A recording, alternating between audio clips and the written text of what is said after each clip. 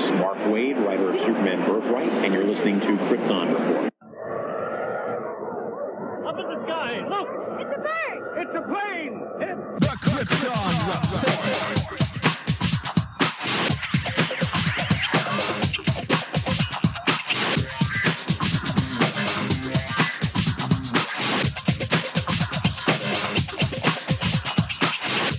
I am your host, Tyler, and welcome to Krypton Report, a podcast dedicated to all things Superman, Supergirl. We're going to look at the Supergirl TV series, as well as the Krypton TV series, anything that has to do with the characters in their world. Comics, movies, TV shows. We will talk about everything and anything. We are part of the Southgate Media Group podcasting network. You can find us on Instagram, Twitter, Facebook at Krypton Report. You can also email us at kryptonreportpod@gmail.com. If you get a chance to go over to iTunes, Apple Podcast, please leave us a review to help us get better. You can find me personal at JTYPatrick on Twitter and everything else. Today on the Krypton Report, we will be discussing the Justice League trailer Heroes, as well as Justice League footage, I guess you could say. And I won't be doing this by myself. I have with me a voice that you're getting used to hearing here, Mr. James Cole. Welcome back, James. Hey, thanks for having me back. I'm excited. I'm excited to talk about Justice League. All right. So they released what they're calling the final trailer for Justice League last week. And we waited a week to do this because, as we're going to discuss, they've released 3 TV spots. And then AT&T is releasing like one little video a week, highlighting each character. And this week's video was Aquaman. So we've got little snippets since the trailer, so you can tell the marketing machine is in full swing behind Justice League. And you know what? A lot of people are worried about this film. I'm going in. It's had a weird production. I'm going to push all that out of my head. And I'm going in just ready to enjoy seeing the Justice League on the screens. These characters that I've loved for so long, all up there together. Definitely, me as well. Everybody's going to have their opinions. People are going to be, for whatever reason, the way it seems DC gets the harder rap than anything else. But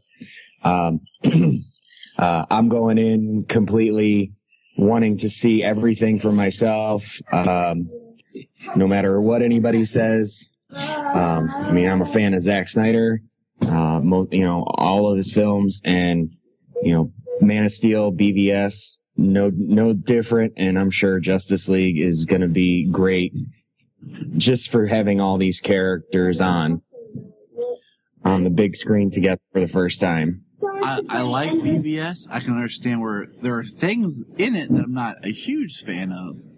I would like to have seen things a little differently, but I can understand where some people didn't like it, and some people are just, their minds, they're just out there. Like they're just on another planet. Yeah. But well, that's their opinion. I'm not going to hate on, I get where they're coming from. To it. Well, you can't blame some of them with the theatrical version when it came out. I thoroughly enjoyed the theatrical version, and I saw almost all the beats that ended up in the Ultimate Edition, because they just kind of cut them out, but they still had them behind scenes. There were little things that I really loved in the Ultimate Edition. One being, I just liked the line about the wheelchair was encased in lead. The bomb was encased in lead, and Clark wouldn't be able to see it, even if he had tried. People said, well, why didn't he see the bomb? And I was like, maybe it was lead. And then in the Ultimate Edition, boom, there it is. Yeah. And I'm like, so I get those little nitpicks and stuff. Also, the film was a weird setup because I tried to put way too much more. I've often said I would have liked the film to have been a 2-parter. Part 1 being Batman versus Superman, and then those two reconciling at the end, and then at the end of that part would be Lex Luthor basically deciding he's going to have to step up his game and it's revealed that he's been pulling the strings the whole time. And then part 2 would have been called like Dawn of Justice, where it would have been Wonder Woman would have been introduced. That's when we would have got the Doomsday fight. There would have been more of Batman and Superman pairing up, like Superman coming to Batman like, I need your help, and Superman would die that way. So we got a chance to really breathe with these characters a little bit more. But, as Snyder has said and conceived it after Man of Steel was, his trilogy is a very odd look at trilogies. The Superman trilogy being Superman, BVS, and then Justice League being the third part. Yeah. So it's a very interesting kind of way to approach Superman's character and his story, is that the trilogy is like 3 different movies. To build him up to be the Superman.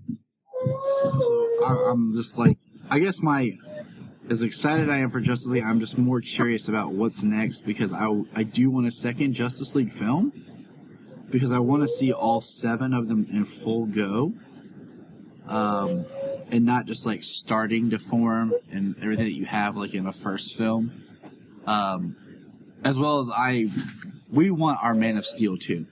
Okay, we want a Superman movie that's back to just being a Superman movie. So, but what we're going to talk about is we're going to, so far, what has your been impression with the trailer so far? We got that original Comic-Con footage from last year that had the White Stripes music in it. And then we got the official trailer, which is the one that started off with Bruce Wayne on the horse.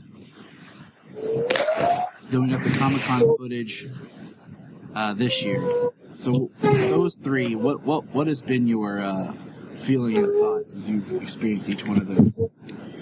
Well, each one has definitely got me more excited than the last. I think they've picked the music well. The different music, the White Stripes, then come together. And now even in this last one, we got Heroes. Kind of a cover of David Bowie's Heroes, but still a very good one and an amazing song. Okay, I'm going to throw this out there real quick. Like, what's interesting is, for the longest time, I didn't know that Heroes was a Bowie cover, because my first was on the Godzilla soundtrack when the Wallflowers did it. That was my first introduction to the song as well. It was quite a few years before I found out that it was a cover by David Bowie. Yeah, I was like, wow, like that was just one of those things. Like, oh, okay, that's cool. It's just interesting, like the things you're exposed to and you don't realize, like Knocking on Heaven's Door. I didn't realize that Guns N' Roses had covered a Bob Dylan song for a while after, when I first heard it. Yeah. Things like that. So, and I think, like you were talking about the music with the trailers, I like the come together too. They finally released it. And I like it that it's like a remix, not so much a cover and stuff like that, because it helps you create the feel that you're going for instead of just using the regular song. So I've liked that. And on that note, I've heard people not like that they used a pop song in this trailer. And what it made me think back was when Joss Whedon, like, we know Whedon's involved, and this feels more like a Whedon-inspired trailer. Mm-hmm. The first trailer for the Avengers, if I remember, had 9 Inch Nails' We're in This Together Now playing. And this is kind of what that reminded me of. It's just that, like, a song that, it's shifting away more from, like, because we know that when they did the Come Together, Junkie XL had worked on the cover too, and since he was removed as composer, like, it kind of, I don't want to say softens, but it kind of does give a different tone to the footage of this trailer.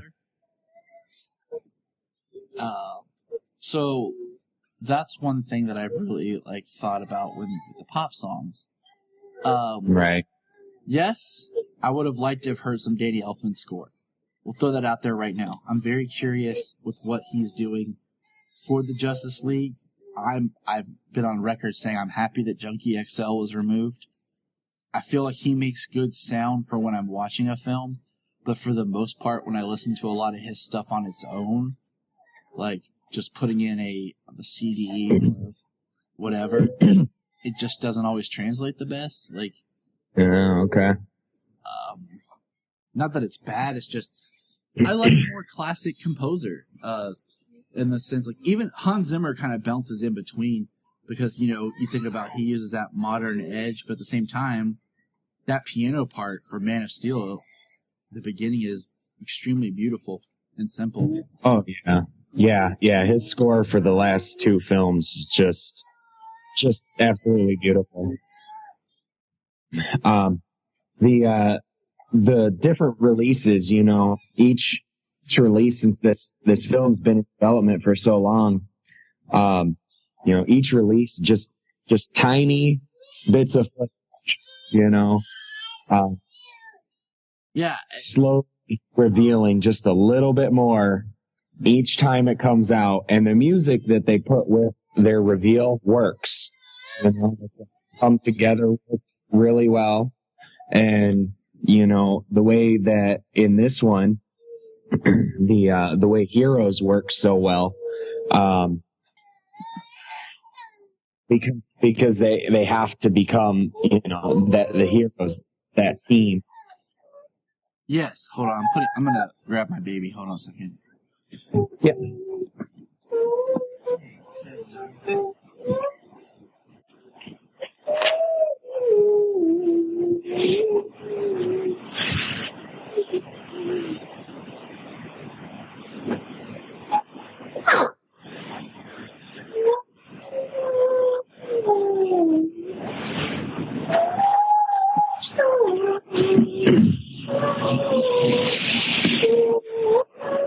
You're absolutely right. You know, one thing with this trailer and this style different than I hate always and comparing with Marvel was with Marvel, with each of them kind of having their solo film, you already have these established stories of them being heroic, and with this, it's like they're stepping up their game. Like, we don't know what Aquaman's been up to. We know he's been helping villagers. We know the Flash stopped a bank robbery. And a convenience store getting robbed. We don't even know what Cyborg. Maybe he's not done much, you know? So this is like, there's a line in one of the trailers that says, each one of us has held back in some way. And that's what we're getting here. Now, I will say, before we get into the trailer breakdown, I was shocked by this trailer. The fact that we got more of the same, just kind of retooled. Hold on, buddy, turn around. You know, I was expecting maybe more of a trailer, a little bit more about the story. That was going to touch on a little bit more with Steppenwolf. I hope to see Steppenwolf's face. It was like a straight up shot, so we get more of an idea of him. But once again, this trailer, you know, kind of pulled back and just it showed us some new footage, but it also showed us just like the same scenes, but a little bit different of where those scenes take place, which is fine. I'm not against it. Yeah. And some of the extra. Oh, absolutely. 100%. You know, they've showed a lot of the same stuff, you know, they threw some little bits in there that, will be some story points. But some of the new stuff they added in there was some character interactions, some of the team members talking to each other. And that's what we need. I mean, that's what we need to see. Like, we need to see how these characters and people, their personalities work. Because that's that's the big selling point, is them coming together and working. And we got, I had mentioned this to you kind of off-site. It was like, we know that Bruce got some sort of vision about Darkseid and about something dark coming. You know, and then we had Luthor's little speech at the end of BVS. And I had said to you, like, do you think because at that time, Bruce Wayne was a good man in a dark place, kind of going, for lack of a better term, to the dark side, that's how he was able to see that? Or is it because the Flash was screwing up with time when he ran back, that Bruce got his vision? Yeah, those are definitely those are definitely interesting thoughts. I'm very curious to see where they go with it, because some of those things that did seem more or less out of place to some, and I mean, yeah, they were out of place a little bit, but as a story beat, and I knew that they wanted that it was building towards more, that. And it's not traditional storytelling to put those out there and then just let them hang until the future installments actually dive in and explain what they're about. And I was watching BVS, a little offshoot with Solo and stuff, and I was looking in the background to think, wouldn't it be something if maybe one of the characters that was in there gets to be revealed to be like Desaad or Godfrey or even, one of the minions of Darkseid that like came first undercover to prepare the world for invasion, and then right. Darkseid sends Steppenwolf to clean up anything else. Yeah, but that's me thinking. Yeah, well, kind of along the lines of Darkseid, the invasion. From the trailer, there's some real interesting beats there. They've got obviously Robin Wright is back as Antiope, which is so interesting. Like thinking about when did this battle take place with the Amazons, and why is it that just thinking about the lore that we learned about of the Amazons in Wonder Woman. Yeah. Yeah, I think in Wonder Woman, a lot of that lore kind of just feeds into Greek mythology. A lot of it is stories. I feel that that's what they are. Is a lot of them are stories. Like they live through certain things, like that invasion that they've shown bits and pieces of since different Comic-Con trailers.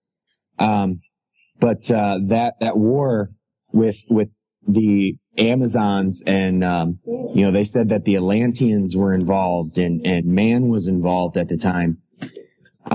So it's that's kind of like what that epic prologue, like Lord of the Rings style. That right. In that original Comic-Con trailer, we saw like what looked like King or something bearing what we can only assume is a mother box. Because there's supposed to be 3 mother boxes. Atlantis has one, Mankind has one, and then the Amazons have one. And I got thinking about this as I was watching Wonder Woman, was with the death of Ares, okay, even with Diana still being there, because she's kind of like, we'll say like a hidden pseudo god. With the death of Ares, in a sense, it's like the old gods are dead, and now the new gods can take over. Like, right, kind of leaves it makes me wonder. Leaves an opening for the new gods. Like, what if we saw, like in the flashback battle, like what if we saw like the actual Greek gods take part in it, and that's part of what that would drive them away. Crazy. And then, like I said, that's what kind of like, Ares died. He was the last of the gods. And then now there's no Superman anymore, who is kind of like a new god in a sense. I hate using the term new god just because that's such a stigma on like Darkseid and all of them being the new gods. Right. Well, I mean, with their story, when Jack Kirby wrote that long time ago, it was Darkseid's sisters who were the old gods, and then when they, took over, they became the new gods. So, long story short. Yeah, very long story. The idea is once Superman was dead, in their eyes, that newer god that had established was gone. Now there's nothing, because like in the trailer it says, no Kryptonian, no Lantern. Now there's not as they see it, there's no force to oppose them. Yeah. So that would be really cool. It would also be cool if we see something like with Poseidon as being like a reason or a way for the Atlanteans, just tying that back together. Mm-hmm. Now, well, that's supposed to be where where the trident came from. Exactly. For the Atlantis. So, it all does tie together. All right, so we're gonna jump into the Heroes trailer, and we'll as we go through it, we might jump back and hit high points or things we've noticed from the previous trailers. Because we could be here all day if we looked at all the trailers. And then, like I said, the TV spots that come out, and there's little things in there, a shot here and there. So, I've seen this trailer like a gazillion times, literally, because like I have a video file on my computer here where I've just ripped every trailer and have like 20 minutes of Justice League footage, just sitting. Nice. Sure, it's all the same, a lot of same clips and stuff over and over, but it's just sitting here as one long trailer to view. But we're going to talk about, when this trailer was coming out, there's a few things I wanted to see. I wanted to see Steppenwolf's face. I wanted to hear some Elfman score. I wanted to see the credits. And I wanted to see tickets now on sale. I did not want to see Superman. I was like, as much as, yes, I want to see Superman, okay? I don't want to see him in a trailer. I'm okay with the marketing. With him not showing up, we not seeing him. Because, we know he's coming back. It's really built the anticipation of Superman's return. Exactly. And I don't think they need him to sell this film. I think just watching this, just watching the trailer, and like, it's going to come out, when this film's done and over with, it's going to be like, who do you like more, Aquaman or Flash? That's what it's going to be when this movie ends. That pretty much seems that way. That's what it's going to be. And that's cool because I've always liked Aquaman, and I love what they're doing with him. And not to get too far ahead, but the reason why we brought this up is one of the greatest shots, period, is the opening of this trailer. And it kicks in at its lowest lane, walking outside. And I'm just going to watch it here for a second. Here, I'll take a moment. I got my volume turned down. But she walks outside, and she just there's someone standing in the cornfield. And she looks, and you hear that music kick in. And there's Clark, standing there. Sun's coming up.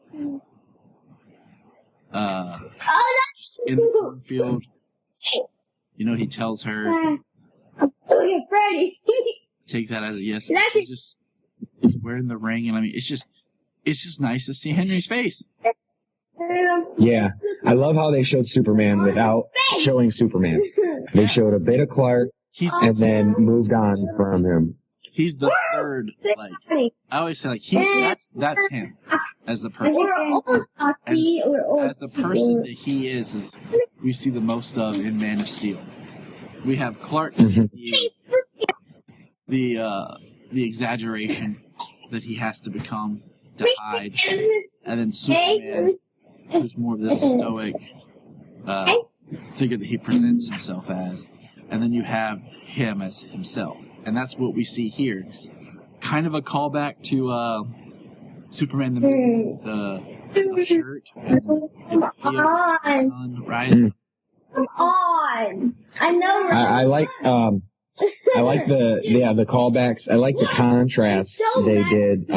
Almost a similar scene of looking out across the field, just the sky, a person in the field, from BVS, Bruce's dark place in BVS, and the dark and dying fields, and then in this, the vibrant colors and the sun rising. I mean, it just brings you such happiness right off the bat, and when you hear that score kicking, it's just, and it's just like, man, this is what I'm waiting to see. And I'm like, and then like, we have the flashback segment of her dumping to remind you, like, her dumping the dirt on the grave, and then it's cut to where she wakes up like it's a dream. And it makes me very interested how the scene's actually going to play out in the movie. Me too. I think and I hope that this scene is cut to look like a dream for the trailer.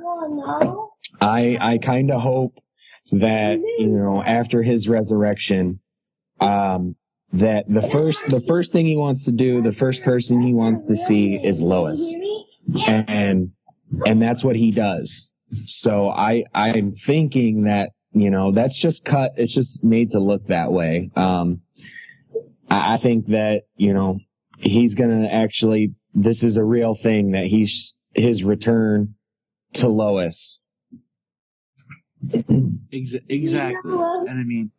And then the shot of her waking up is just so contrast to being dark about like how the world feels empty.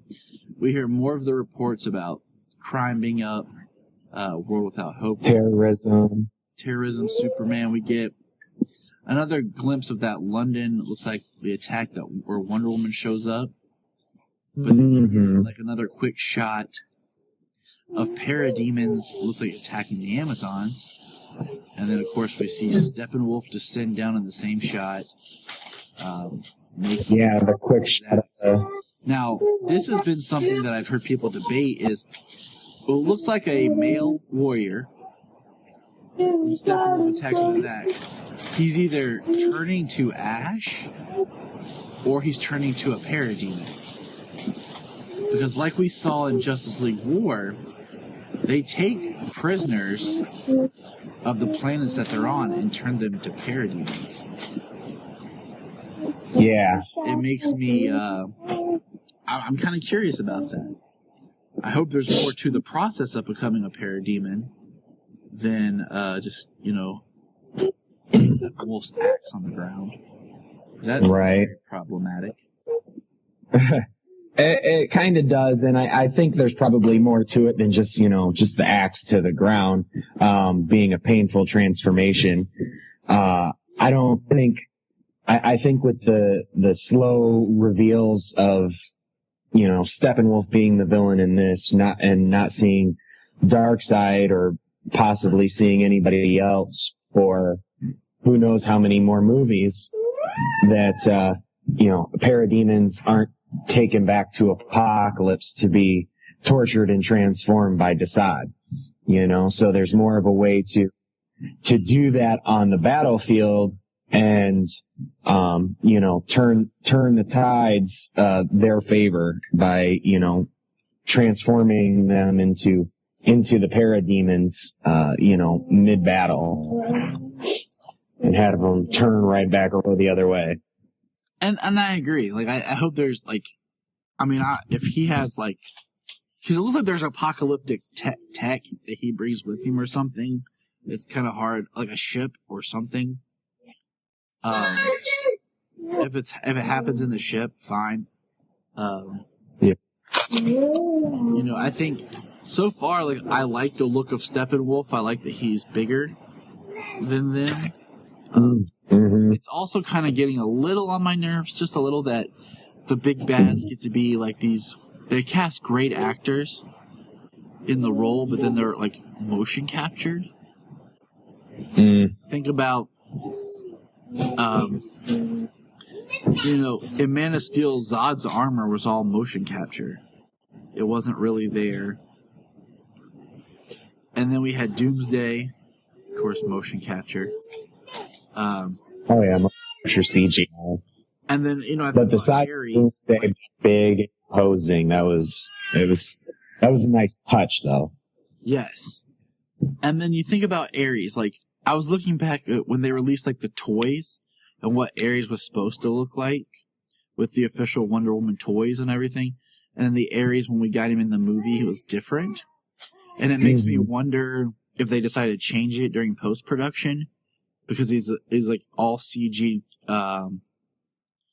outfit and everything. Yeah, metal armor he got from all the metal and weapons around him. And so when we look at Steppenwolf, I'm like, man, you have a great actor. He has a great voice. And he's all CG'd, and I'm like, I can get to a point, but at the same time, I'm like, man, I just would like the actor to because when it's like that, it makes me question, like, was the actor on set for a lot of the action scenes, or was it like they just filmed him in a booth to get his face like recognized and his voice, and then just molded that CG with the action created by the stuntman or whoever who was on set. You know what I'm saying? Mm-hmm. Yeah. Yeah. But I like that the villain is Steppenwolf. I like that it's someone that has enough of a back and forth storyline where we can do something different with him. And it's someone that people don't know. And it also leads to Darkseid being present in some form if he wants to show up in another movie or if he shows up in this movie. We don't know because, honestly, if we go through this, if this is the last trailer, we're not getting much more than what we've already seen. The biggest chunk of what was new was in the last trailer where we actually saw Steppenwolf more. This is more like we see like the before shot or a different angle of a shot we've already seen.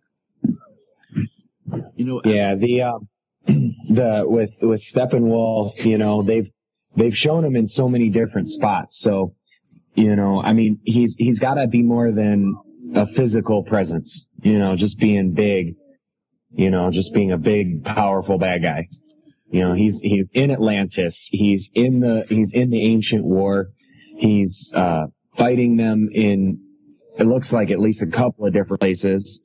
Yeah, because it looks like he takes on Wonder Woman. She's trying to fight him by herself. Looks like he fights Aquaman in Atlantis, and I wonder if that's when Aquaman then decides to go back and reconsider Bruce's idea. Now, looking through the trailer, one of the shots that I think is interesting is where it looks like a bunch of parademons are coming out of a nuclear power plant. I'm on that shot here as well. I wanted to talk about that.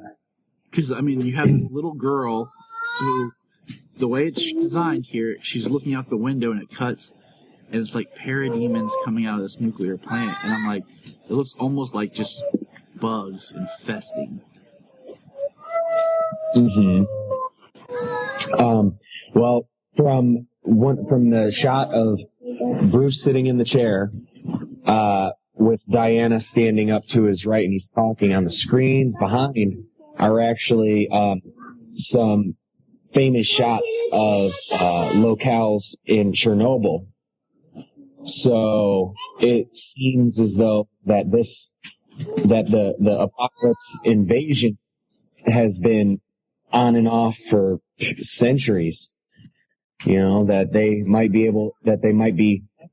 turning the events of Chernobyl into having some sort of association with the with apocalypse invading. That could have been where the humans' mother box was located, and when they built it or dug it up or whatever, it released radiation. Now we get the same shot of Jim Gordon flipping the bat signal. And then we get that shot that we had before of Batman on the roof looking at the signal. Only this time, they've added in the Batwing. This is one of those shots that's been altered because the bat wing has been added. Yeah. And I'm like, that's interesting to me. Is like, what changed or what made him want to do that compared to before? When it was just kind of him Right. there. Yeah, because, I mean, still the iconic shot that they had before of him just on the rooftop looking up at the bat signal, just an iconic shot. But, yeah, like, it's changed. The bat wing comes in. Like, where does it lead? And then the next big shot, and that's when the hero song really, you get to really hear what it is. Because that's when you hear the vocals kick in. And the next shot is good old Aquaman. And that's right, Aquaman. Underwater. Like, and that's straight up a new shot. That's straight up new footage of him. And I think the water scenes are what I'm interested in the most. As far as like the technical aspect, making it feel like they really are underwater and that the water is physical presence. And it just looks, it looks awesome. Oh, big time. They've done a lot of shooting underwater for a lot of different films and stuff, but then, they go down, they get their breather, they shoot it underwater, then they have to give them oxygen, go back up. It's a whole big process, but the entirety of the entire scene and everybody around, like, they've got to, speak, communicate, move. The technical aspects of creating Atlantis is just going to be, I'm sure that was incredibly challenging to bring that to the screen. It makes me wonder, like, there's a thing, like, they use, like, when they're making movies, like, dry to wet, like, or they'll use, like, green screens and fans and, like, motion to give you, like, the impression, and they'll add effects to make it look like they're underwater. And in some instances, it can be okay, and some it looks just awkward. And then I think, like, well, would they do something like, and I hate to even reference this, but it's the only thing I can think of, in Star Wars Episode 1, when they go to the Gungans underwater, and you kind of wonder why are the Gungans in these, like, bubble places dry when they're technically, I guess because they're amphibious, they don't need to be in the water constantly. But would the Atlanteans have something like that, or would it just be open water the entire time? So I'm curious about what the Atlantis is going to be like in that sense. And then the trailer shifts. We see Wonder Woman standing on a Justice statue by the sword. Mm-hmm.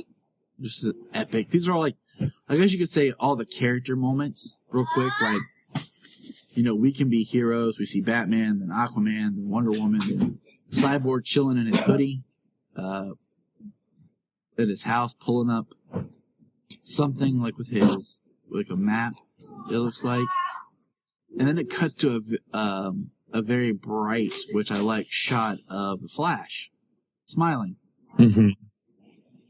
And then we get the shot of Aquaman in what I can only assume is like some extremely cold water.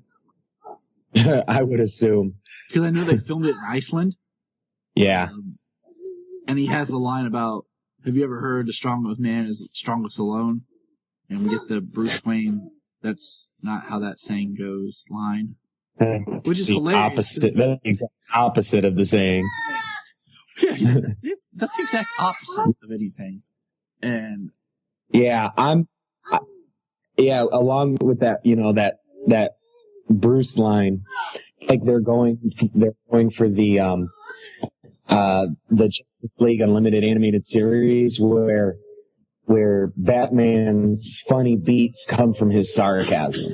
Yes. Come from something other than trying to be funny, trying to throw in quips. So, and not to jump ahead, but it's even that same way at the end of the trailer when we get there. It's from that same place. Yeah. The humor. It comes from, yeah, exactly. I highly recommend anybody listening who hasn't seen, try to check out some episodes of Justice League, the animated series, before this. It is probably the best cartoon ever. All the characters. And since you brought that up, I really think that this Aquaman is going to be a nice blend of the Aquaman from the Justice League animated series, along with the Aquaman from Brave and the Bold. I kind of see it like, at first he's going to be like the animated series Aquaman, very kind of strong, I don't need anyone. And then I think, based on some of the scenes where it looks like he's having fun with them fighting, and enjoying the people that he's with.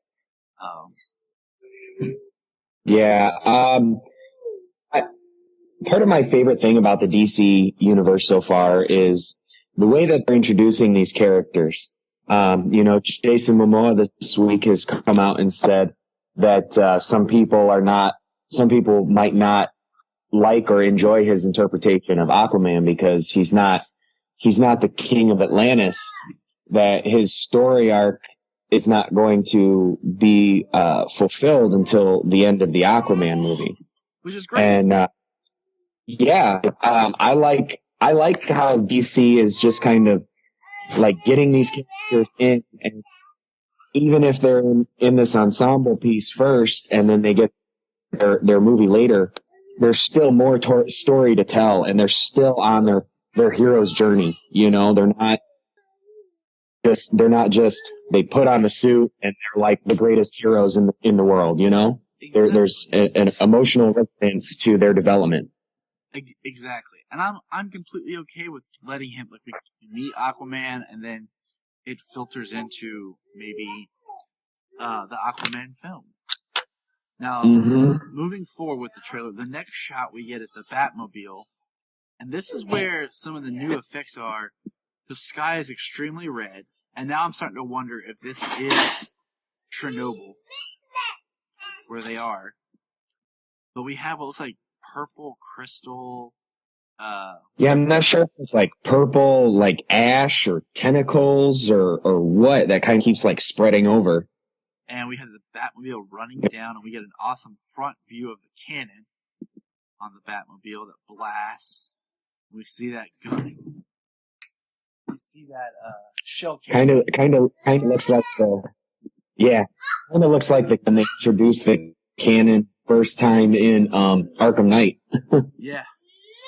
So we have that kind of like mysterious scene, and now that I think about it like more and more, I'm wondering if a lot of this battle that these scenes look like take place, if it is in like Chernobyl, an area where, as we all know, is you can't have these hero battles now in an area that's heavily populated. So it'd be somewhere that's not populated. Yeah. For some reason, since Man of Steel, these battles can't be fought in a populated area. Even though Ultron tried to just, destroy a whole city by lifting it in the air and destroy things. And you got to give it to them for giving them the thing like, the civilians come first, save people. That was a great beat, but it's like lift this entire city, destroy an entire city to destroy the planet. And, there's really nothing wrong with that. But, alien comes to destroy the planet and is destroying a city. Same thing. And like, it's outlandish. I think my favorite meme I saw yesterday was, it said, why is it, and I think you posted it or commented on it, like, why is it that DC gets criticized saying it's all too CG? And then it shows the image of Guardians of the Galaxy, Thor Ragnarok, where you can tell right now Thor Ragnarok's heavily CG. And it's like, everybody lets that slide with Marvel. But when it comes to DC, people are like, oh, look at all that CG. Yeah. And same beat, I had a meme too. It was Thor, the world is going to be destroyed. My world's end. It be funny and laugh about it. But then when Superman is, in the exact same situation, actually is carrying that weight of the world on his shoulders, and he's showing it. Everyone puts him down because like it is a double standard. It straight up is a double standard that we're getting from the whole Marvel and DC back and forth. And I love the Marvel movies. I've seen all of them. I'm going to see Thor Ragnarok. I do feel that they're kind of doing a disservice to the Planet Hulk storyline. We'll see how it goes. I'm still going to see it. They're fun and enjoyable. I agree on both. That, On both of them. I'm going to, I like them both. yeah, that's about all I just on that. So the next shot we see is one we have seen before, and it's the Flash doing a stance, and then he takes off running. But what's fun to point out with this shot is, yes, it looks like it's at Heroes Park, but what's interesting is how brighter this shot looks, and how in this scene his lightning now looks more white compared to the previous trailer where it looked more blue. Mm-hmm.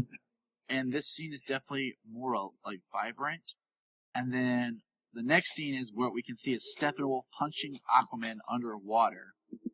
And Aquaman Well, before that, during the Flash run, the thing I'm curious about is you see Flash's foot like hit the corner of a step, and it looks like things are like the concrete and stuff is breaking around his foot. Yes, it does. It's going to be interesting it's going to be interesting the way they talk about and utilize Flash's powers.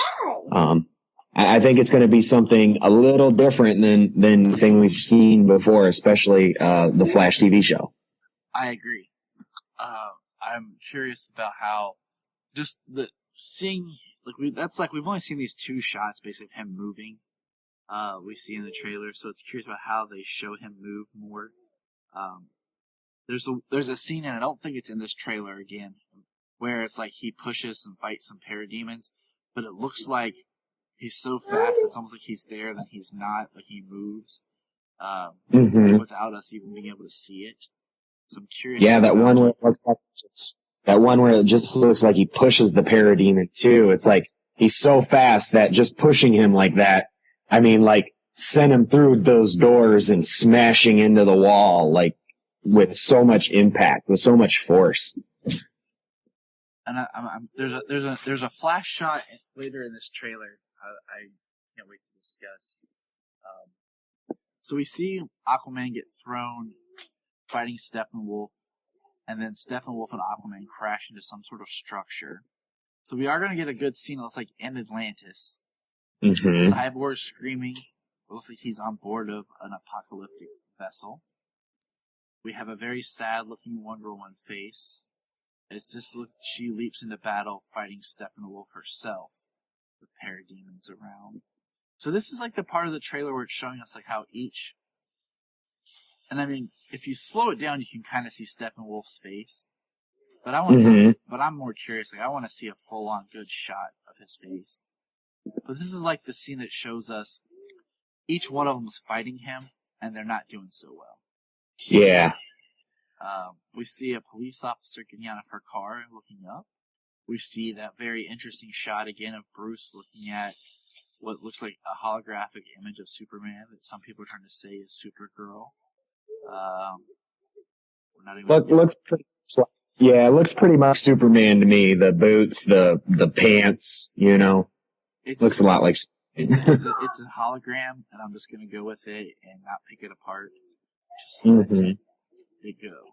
We see the if you seek his monument, look around you from BVS, and then we get this awesome shot of Wonder Woman stepping on her sword and flipping it up and catching it. It just looks like she's about to go like VA on somebody. Mm-hmm. And then the next scene is you got to pay quick attention, but it's Cyborg taking off. But if you look, Steppenwolf is behind him on the ground, and like Steppenwolf's getting up as Cyborg takes off. So it was that Cyborg's battle with Steppenwolf on his own. All right, then a quick beat of the Flash. Once again, we've seen this before, but looking at it now, like, it just looks brighter. And like I said, the lightning looks white. And then we get a different look of what seems like that image where he touches Wonder Woman's sword. That's what it looks like. Yeah, that's an interesting scene. I kind of wonder if she's like in a bad position. She loses a sword, it's falling, and then he just swoops around, stops it in midair, and she's able to, like, you know, get it and keep going or something. That's going to be a quite interesting use of how he's able to use his speed to help people out in those times of need like that. Exactly. And then we get Batman putting on his goggles. And then Lily is piloting the Flying Fox towards a giant dome of energy. Mm-hmm. And then we see Aquaman in the sky, stabbing a parademon, then he's falling. And this is where I say, like, it reminds me of more of this Aquaman right here is going to be more along the lines of, like, the Brave and the Bold. He gets caught by Cyborg with the great line of, "Ride's not over yet." And he just... My man. And, yeah, he's just he's like, "Yeah, man, like, throw me back in there, I'm ready to fight some more." Like, he just... Right. And every shot, this is a different shot of him throwing that trident into a parademon. But every time I see him fucking whip that trident into a parademon, or that one where he sticks 2 parademons with it, it's like, he is going to be dangerous. Oh, yeah. I love it, though. It just looks fun. Spearing some parademons. And then we get Bruce in the Batmobile. And this is like a shot before a shot we've seen. The parademons are ripping off the top of the Batmobile. And then here comes Wonder Woman, and she takes them out. And this shot we've actually seen before, but it wasn't red. Like, we didn't have all the red that we have here. Mm-hmm. And we didn't have, like, there's a little bit of those purple thingies showing up. But this is where the shot gets really good for me, is we didn't have this before. The Flash runs by. Yep. And to me, like, it's so interesting because I'm like, it kind of shows just them more together. Like, and then we get the half smile shot of Wonder Woman, another shot of Batman, just in the awesome. In the Batmobile shooting guns, having a good time, and then we get a huge wide angle shot of, and like the more we talk about, I feel like this is Chernobyl. I'm gonna say that some more and more, like, because we see more of the red, but like these purple thingies, and we see the Batmobile shooting and driving through, and it's all red. And then we get blowing up buildings, the scene with the tower crashing over and stuff, like lots of like property damage. Yeah, which is the best. And then we get the Aquaman on the Batmobile again, doing his and this scene, which I like the. Sorry, go ahead. No, I was gonna say the color's a little different. It's more red, vibrant compared to before. But what were you gonna say? Well, then that jumps over to one of the TV spots that came out this week, where he says he tells Batman that you really are out of your mind, and Batman says, back to his sarcastic humor there, "I'm not the one who brought a pitchfork." Yes, I was going to mention that too, like from the TV spot. Like, I love that. And then we get the closing shot scene is the Barry Allen with Diana and Bruce, and the bat signal shines, and he's all excited, like, "That's your sign, we gotta go." I mean, and then like he lowers his voice. And it's just kind of funny because like he has all this youthful energy. Right, you're about to out Batman right there. He's so excited for everything, and then like, Batman's like, "I'm old, I'm in my 40s," and he's like, "Yeah, that's my sign.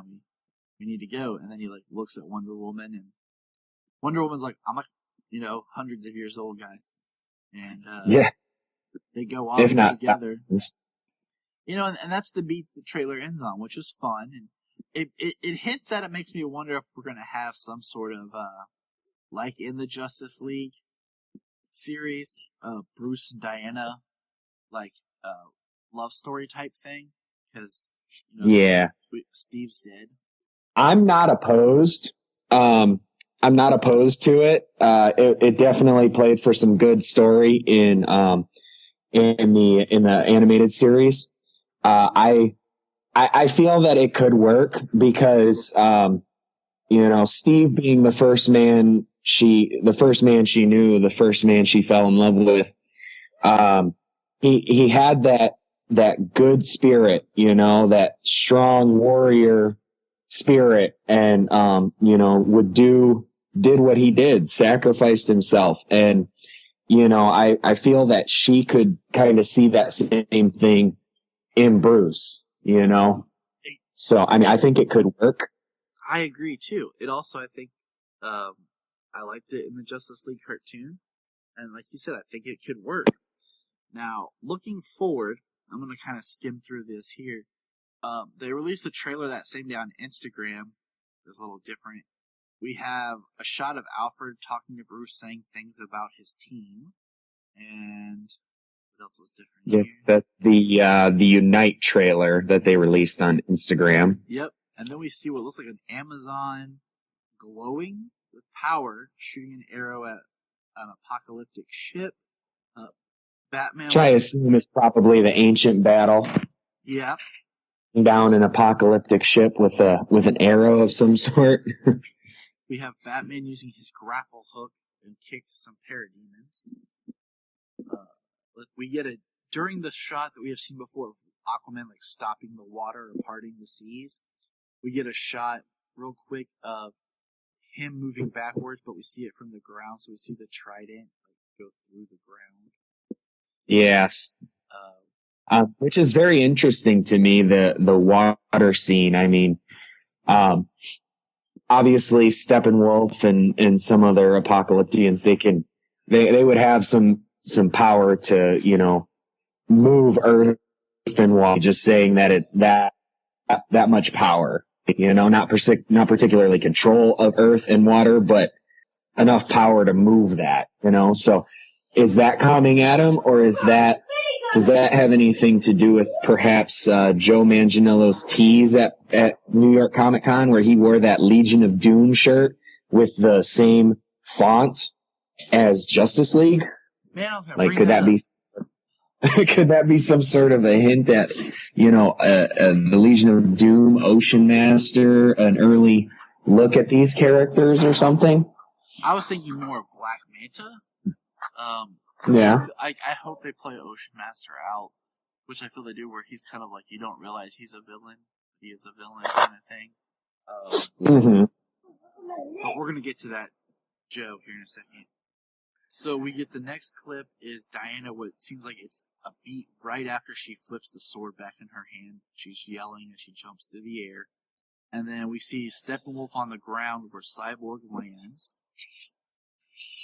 What else is... Oh, then I have them all together. So then the next TV spot shows the Justice League, like, coming up in the Batcave.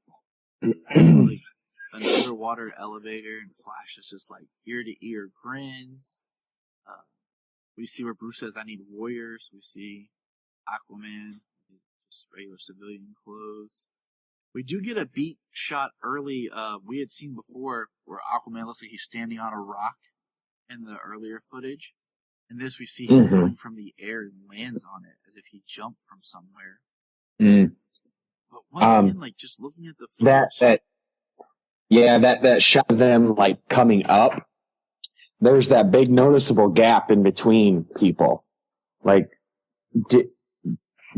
have they digitally removed Superman from maybe one or two little shots? It's not like that hasn't been done before, you know, digitally removing aspects from a trailer just to keep something hidden so that when you see it in the film, it's there.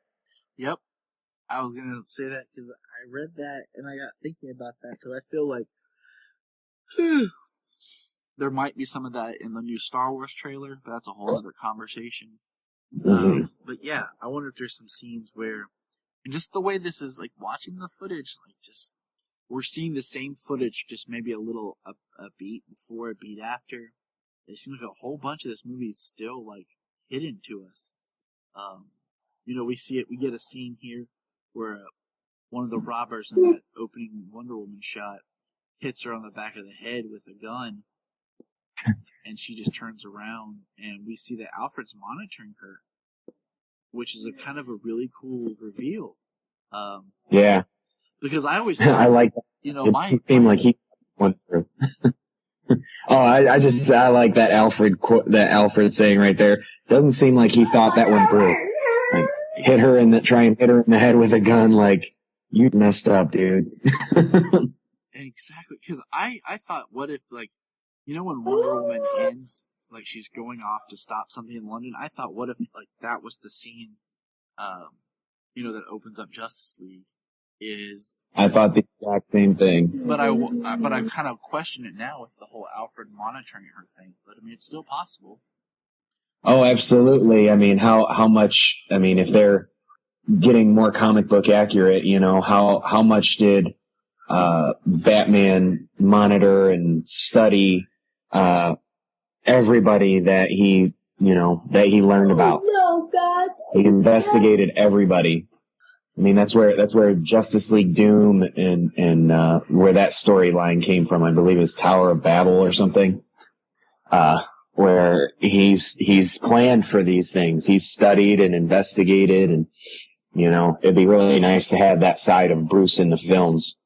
Well, based on, I feel like he studied everybody before he approaches them. You kind of get an idea of who they are, what they are, and so moving to the next TV spot, which I cannot remember what it's named.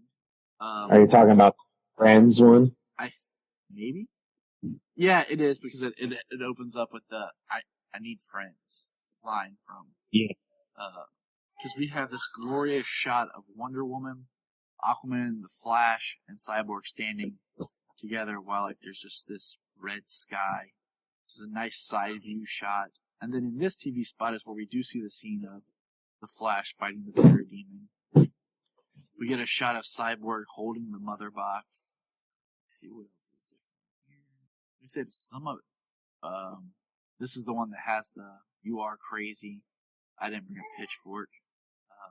Dialogue. And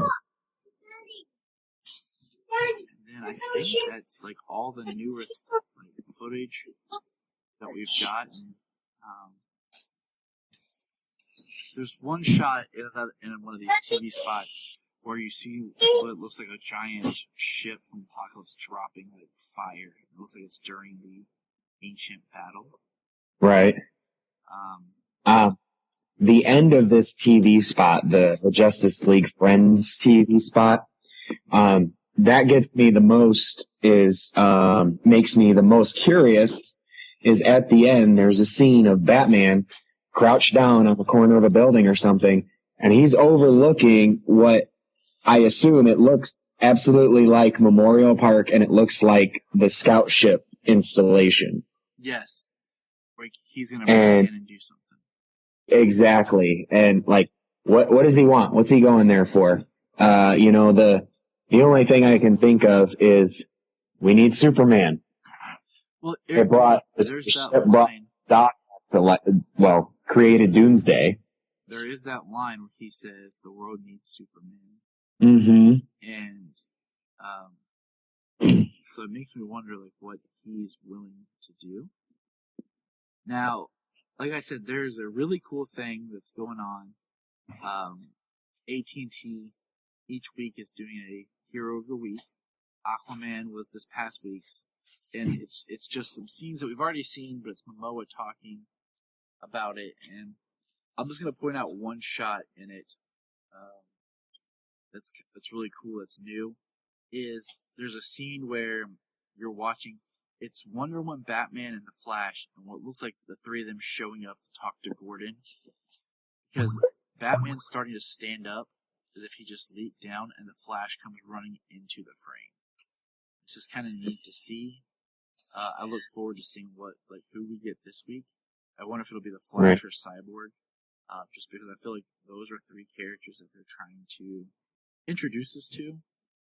More so. Yeah, I think they're going to be an introduction, and I think those three are going to be the standout characters of the movie. So that and during the Aquaman, there's that shot of me swimming. Yes. Like they've got the look of kind of moving around in Atlantis. She's swimming and then just swoops up and stops. It's not like they have full control of everything and every motion they have underneath the water. So that's all the footage that's been released new since the Heroes trailer. That we've kind of broke down and looked at and speculated on. Something else I wonder if Heroes Park, if we get the Hall of Justice. I don't know, like just that area, if that's where they build the Hall of Justice. That just came to me yesterday as I was thinking about stuff. Like that'd be really cool to see. They have so much. They really have so much to go, so much to use, backwards, forwards. They can do a lot of different stuff moving forward, especially as, this movie is the rise out of darkness. That's what Zack Snyder's trilogy's been about.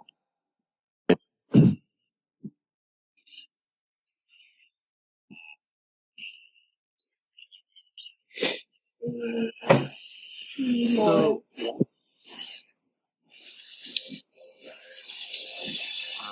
yeah, I can't wait for the rest of these individual features.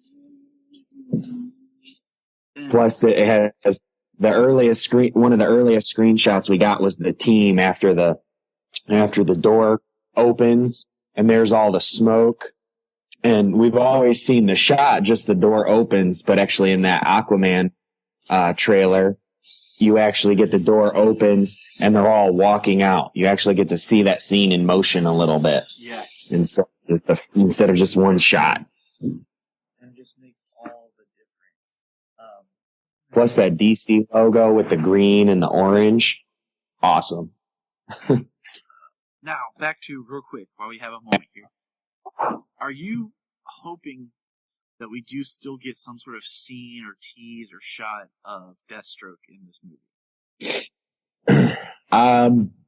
Well, I do. I think Joe Manganiello is going to be excellent in the role. And, the screen test that they did, the suit, the mask, everything, I mean, it looked amazing.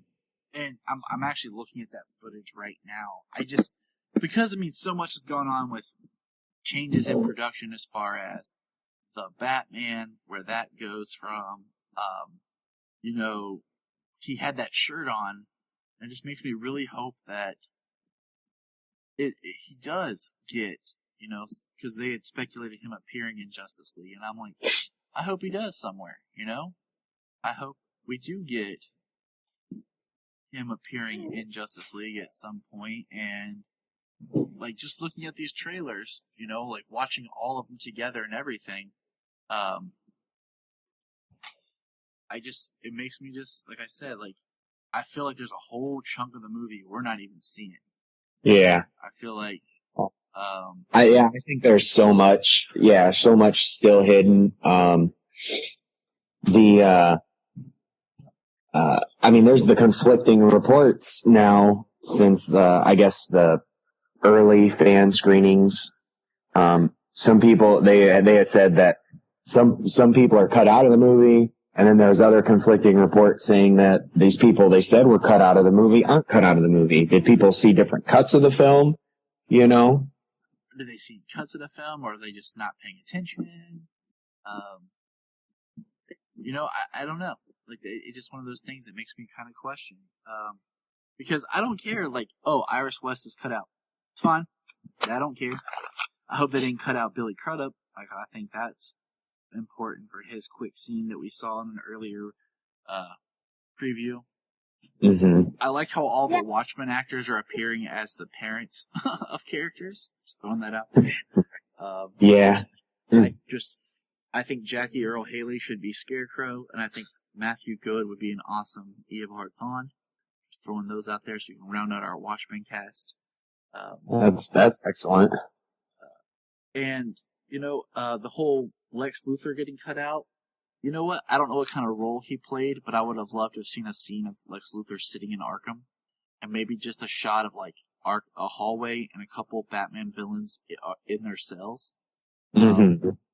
And then even if it's Luthor just sitting in his cell, and he's shouting, he's coming or he's here, sensing the coming of Darkseid. Well, you could also think about, Deathstroke's mercenary, and if that tease of Legion of Doom has anything, there's got to be some kind of financial backing. And Lex Luthor was a big part of the Legion of Doom. I mean, way back, Super Friends and everything. So Hey, he could easily be pulling more strings. Exactly. Now, we're going to have to put a pin in it right here with our Justice League thought because I have a bigger task at hand. I must go be Super Daddy. The little ones call. It's about time for their NAPs.